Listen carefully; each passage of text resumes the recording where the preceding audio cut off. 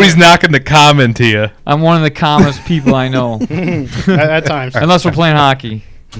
I don't know. You usually didn't start much. You just got under people's skin. Yeah. Well, that guy was peeing in the corner. I had to call him out That's on right, it the one Steve. time. Yeah, it's Pecky peeing in the corner. So you can't pee in the corner, dude. We're playing hockey. We're outside in the field. Tennis court, yeah. Our tennis court. And that one time, that guy kept stepping on my stick, and I smashed my stick across his shin, and I broke my stick. That was his fault. And that fight... This is the funniest story ever. All these stories make me think like, oh, it just makes sense that you're a fighter. We were playing hockey at the Y, which ended up... Dirtiest league I've ever been in. The YMCA. The YMCA. Yeah, no question. We're just playing floor Nasty. hockey, too. It's not like roller hockey where we got all these pads. We're just playing like with dads and stuff, guys with plastic sticks with the curve on the wrong way. And so we're playing the game. Well, actually, there's two good stories about this.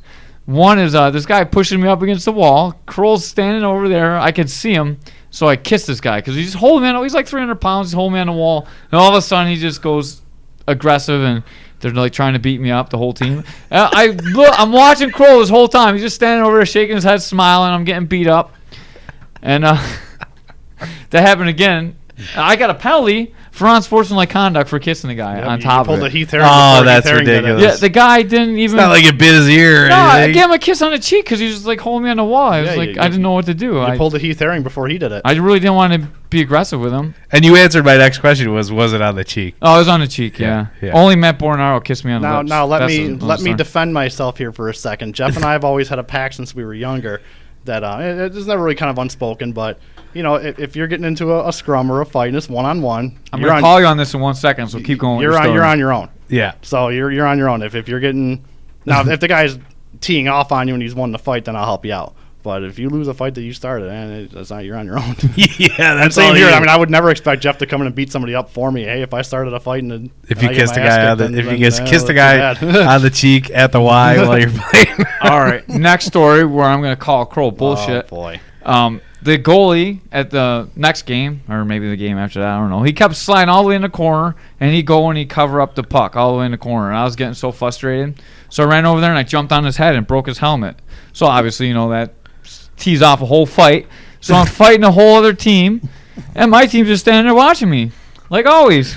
Krol didn't come help me. No, There's you deserve that one. You jumped on the guy's head. yeah, well, he shouldn't be on the You're net. on your own. He's out of the net. I always thought paying to play hockey somewhere and getting into a hockey fight was one of the most idiotic things. I remember I was playing at American Indoor, and there was a fight breaking out. You weren't there because we were playing roller hockey. Oh, I thought you were talking about the all pause story. No, that was Raw Power on Walden. But so we were playing hockey, and this fight breaks out. And like I said, paying $10 to play here and getting into a fight is idiotic. Yeah. So I'm sitting there, and everybody starts squaring off with someone else, and everybody else starts fighting. This one guy starts pushing me. I'm like, nah, we're good. Don't worry about it. And he pushes me again. Like, come on, let's go. I'm like, nah, we're good. Don't worry about it. So he goes to step in at me, and I hip toss him. And I just fire him on the ground. I just hold his arm there. I'm like, are we done? And I'm like, Do you really want to do this? I'm giving you three chances Why are we now. doing this? Is stupid. Yeah. I mean, what are we going to get into a fight playing freaking Well, roller hockey? And yeah. come on. I don't even know if it would have been a fight at that point. Well, I mean, from what you're saying. who cares? It's just like, Yeah. what are we?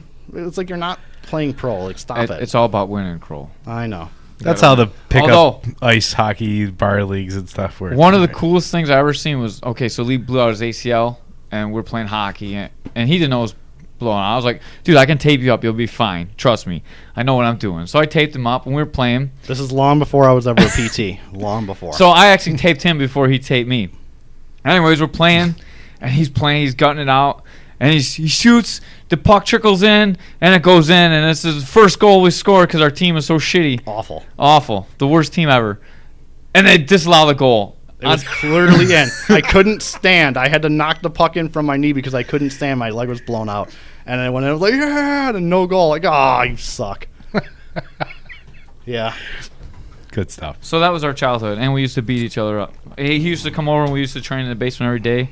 Oh, tell him about the tiles, and then we're going to go on to fan doozy question. This is the last cool story. So we, Jeff and I, I think we're both pretty intelligent people, but like most intelligent people, we do dumb things at times. So We all do. we, this was big in watching, That doctor called me smart. Van Damme and Seagal were at their peak. Oh, the best. And we're talking kickboxer, Lionheart, Bloodsport, out for Yeah. out for justice, and everything else is going on. So his mom had these porcelain tiles in her basement.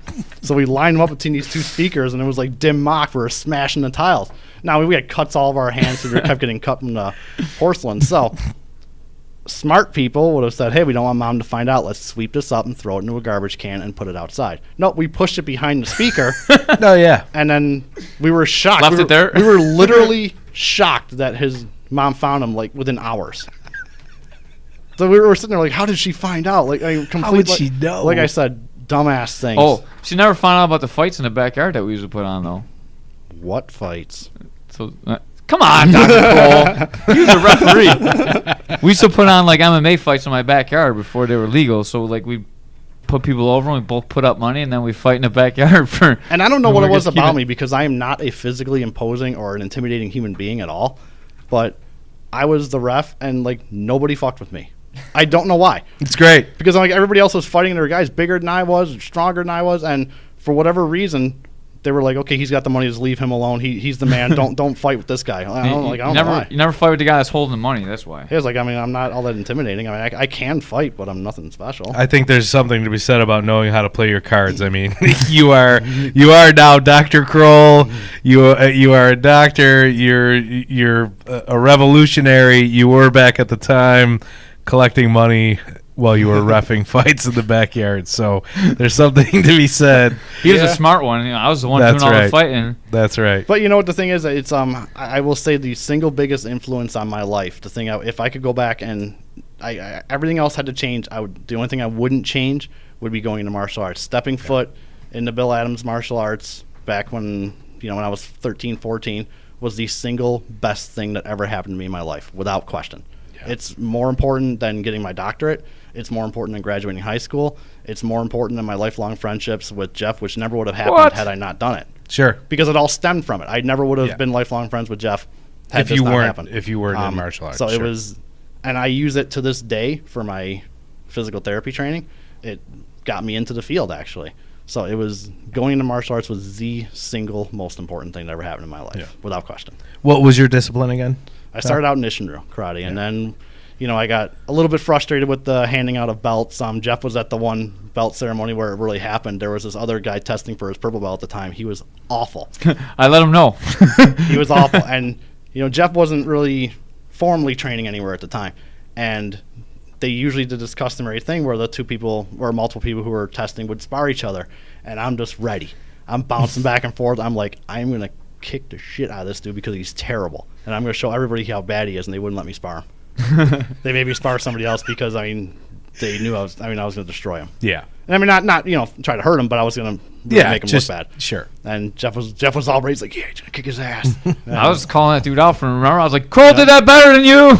Yep. And so I got a little disgusted with that. And again, Bill Adams, they run a business there. He was, again, the most important influence. He did show up for the kickboxing fight in corner. He did. He laughed at us. Yeah, he did laugh at it. When he kickboxed in one fight, it was two white guys against two black guys, back to the racial topic we talked about on the last show. So in the locker room, they told us that you could punch the guy when it comes in the corner because it was like tag team kickboxing.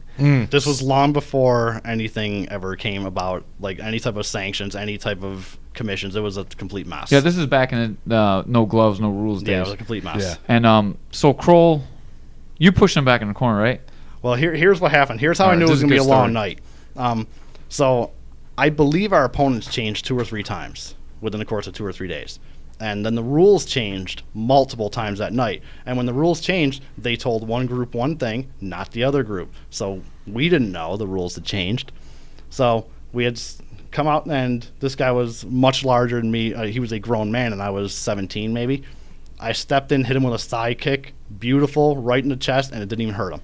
I'm like, shit, this is going to be a long night. Here we go. And so we're going back and forth, and we got in the corner, and he's hitting me, and I'm like, it's not pleasant, but these don't hurt. I mean, for as big of a guy as this doesn't really hurt. I was in no danger of going down. I moved out of the way to get out of the corner, and my partner, Don, reaches over the ropes and punches the dude in the side of the head or top of the head or whatever.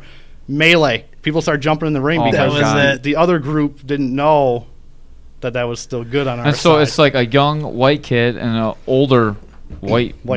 guy. Just And against there's like this 8 army of black guys come rushing in the ring. I just fought, so my nose all broken, and I was like, I'm not getting in this one.